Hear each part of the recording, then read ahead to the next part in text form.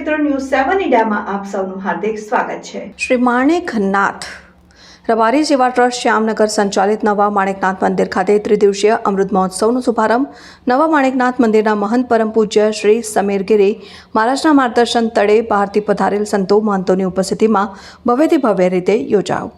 પ્રથમ દિવસે સંતોની હાજરીમાં સુંદર મજાની બગીચાઓમાં સંતો મહંતોને બિરાજમાન કરી શ્યામનગર ખાતેથી નવા માણેકનાથ મંદિર સુધી ડીજેના તાલે સમાજના ખૂબ જ મોટી સંખ્યામાં ઉપસ્થિત લોકોની ઉપસ્થિતિમાં કાઢવામાં આવ્યો હતો। આજના મુખ્ય મહેમાનોમાં વાડીનાથના મહંત પરમ પૂજ્ય શ્રી જયરામગીરી મહારાજ, પરમ પૂજ્ય શ્રી વસંતગીરી મહારાજ તથા પરમ પૂજ્ય મૂળગીરી મહારાજ, તેઓ દરબાર રીડરના મહંત પરમ પૂજ્ય શ્રી મંગલપુરી મહારાજ, વાઘડીના પૂજ્ય શ્રી કૃષ્ણગીરી મહારાજ, જૂના માણેકનાથ મંદિરના મહંત પરમ પૂજ્ય શ્રી શ્રવણ ભારતી મહારાજ હતા। સમાજની પારંપરિક પોશાકમાં સજ્જ બહેનોએ માથે કુંભ લઈ બહારથી પધારેલા સંતો મહંતોનું સામયું કર્યું હતું। સમાજના મોટાભાગના ભાઈ બહેનોએ સમાજના પારંપરિક રબારી ડ્રેસમાં ઉપસ્થિત રહ્યા હતા અને દેવ દરબાર ઈડરથી પધારેલા શ્રી મંગલપુરી મહારાજે ખૂબ જ જોશભરી ભાષામાં સંત સમાગમ કર્યો હતો, જે સાંભળી યુવાનોમાં જોશ આવી ગયું હતું। સંતવાણી બાદ મંદિરના પટ્ટાંગણમાં સુંદર સુશોભિત સમિયાણામાં શ્રી મહારુદ્ર મહાયજ્ઞનો શુભારંભ કરાયો હતો।